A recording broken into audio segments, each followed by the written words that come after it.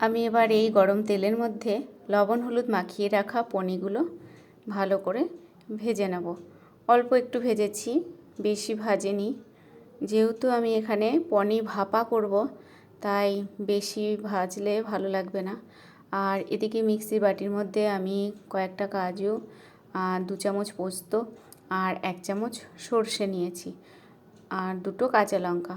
তো এগুলোকে আমি এবার বেটে নেব। এই যে বাটা হয়ে গেছে।